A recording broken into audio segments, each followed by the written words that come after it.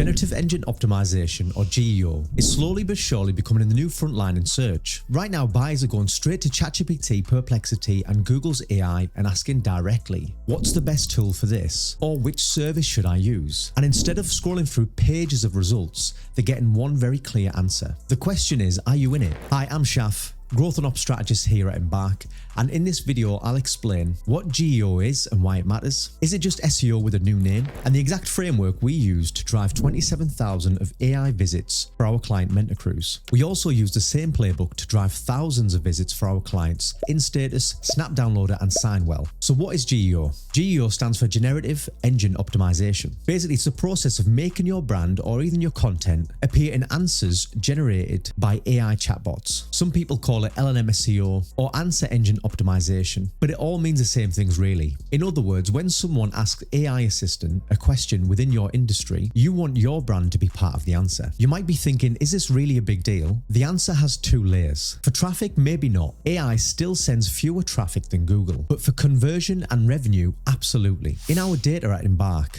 AI traffic can be up to 10 times smaller than Google, yet they convert 10 times higher. External numbers also pointed to the same direction. At Ahrefs, about 0.5% of total traffic came from AI assistants, but that tiny slice drove 12.1% of all signups for the month. So an AI visitor is 23 times more likely to sign up than your typical organic visitor. Why does this happen? Generative engines compress the research journey. People arrive after the compared options and clarified use cases. No, but if you've been following solid practice of SEO, creating high quality, user helpful content, you're already halfway there. Both SEO and GEO ultimately care about making your content visible and useful to searchers. However, the way they choose and surface content differ fundamentally. For instance, traditional SEO was all about ranking one on a search result page. In AI search, there's no page of results. The AI will craft one synthesized answer. So instead of ranking, your goal is to be referenced or cited by the AI model. It's a shift for fighting for top 10 position to becoming part of the answer itself. Now let's address the elephant in the room. How can you optimize for generative search? Number one,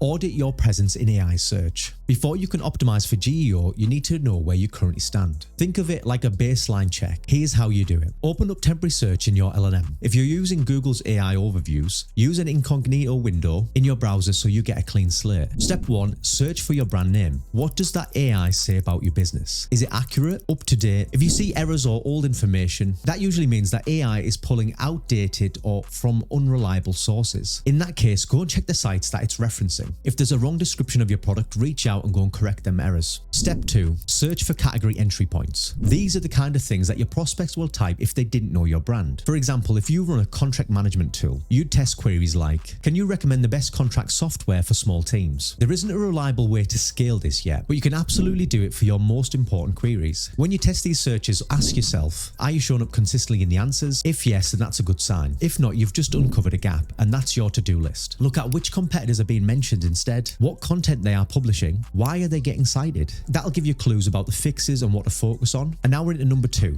Keep your content findable by AI. If AI bots cannot fetch and read your pages, you'll not show up. So this step is about removing hidden blockers and making your content easy to crawl and parse. The first thing is access. Check your robot's text and make sure you're not blocking major AI crawlers. You want to allow Googlebot and Bingbot as usual, and also the AI agents many teams forget. And examples include GPT bot from OpenAI, Perplexity bot, Claude bot, and Facebook's AI crawler. If you use WAF or bot manager, double check you are not rate limiting or challenging these agents. A simple allow list looks like this. Now check rendering. Many AI crawlers do not execute heavy client-side JavaScript. So if your content only appears after a JavaScript is run, the bot may never see it. Your speed needs to be on point too, because AI crawlers often have tight timeouts. So aim for fast time to first byte and a lean page. Compress images, cache well, and remove render blocking scripts where you can. If the first screen of your article loads quickly and contains a clear summary, you increase your odds of being used in the AI answer. Finally, structured data. Make sure to add schema where it actually makes sense. For example, fact page, Q&A sections, how-to for step-by-step guides, and so on. Number three, cover your category entry point queries and the follow-ups. If you want to show up in AI keywords, think in conversations, not in keywords. Buyers don't ask one question, they ask a string of follow-up questions. Your job is to cover the whole path. So here's the play. Start by mapping out the conversation. Start Start with your category entry point queries, something like affordable video editors for YouTube. Then write down the next 5 questions they're likely to ask after the first one. For example, can I use it for Zoom calls? That's your conversation tree. Think of it as a substitute for traditional keyword research. Once you've mapped those conversation keys, you can then start creating content around them. That might be fact pages, glossaries, comparison pages, product listicles, or other targeted pieces. And here's the good part. They don't need to be massive 3,000 word guides. Even 400 to 700 words can be cited by AI, as long as it's structured and makes sense. The trick is to interlink like a conversation. Link downstream from your main listicle to each follow-up post. Working in a noisy room, read this next. Then link upstream from the short post back to the listicle. Number 4, brand popularity engineering. If you want AI tools to mention your brand consistently, you need to think beyond your own website and show up in external sources that AI trusts. Think about ChatGPT, Perplexity, and Google's AI. They're not inventing answers out of thin air. They're pulling from review sites, listicles, and third-party resources that have authority within your industry. This is why brand popularity engineering matters. You need to deliberately plant your product where AI is looking for evidence. The most important part here is to get into the right listicles. If you sell contract management software, you need to be on pages like best contract management tools for 2025. Same for project management, email marketing, HR platforms, and whatever space you're in. And in some cases, consider sponsored placements. Sites like G2, Captura, and TrustRadius also feed directly in AI-generated answers. Build out your profiles, collect reviews from your customers, and make sure your positioning is accurate. We've also discovered that AI models have recency bias. A 2021 listicle won't carry as much weight as a 2024 update, so make sure that your brand appears in content that gets refreshed regularly, whether it's through relationships with publishers or your own content marketing strategy. Number 5, last but not least, track and iterate. GEO attribution is still very messy. Yes, there's tools out there that are tracking brand mentions by simulating different prompts, but most of them aren't practical, and the ones that tend to work are very expensive. So the most reliable method right now is still measuring traffic impact via Google Analytics. Head into GA4 and check referral traffic, look for sessions from Perplexity, Bing Chat, and other AI bots. Then dig into your landing page that visitors are hitting the most and analyze the conversions. If 1 or 2 short form posts are constantly pulling AI traffic, that's an indication to double down on content like that. Create more content in that style, expand on those questions, and use the patterns to refine your GEO strategy. Finally, keep testing manually. Run your own queries related to the categories that you're targeting for every few weeks to see if your brand shows up more often. Remember, AI models retain regularly, competitors are adapting, and answers change. Iteration is what keeps you visible. Embrace the future of search and get ahead. We've covered a lot, so let's quickly recap. Audit your presence, keep your website findable by AI, cover all entry points and follow-ups, brand popularity engineering, and most importantly, track.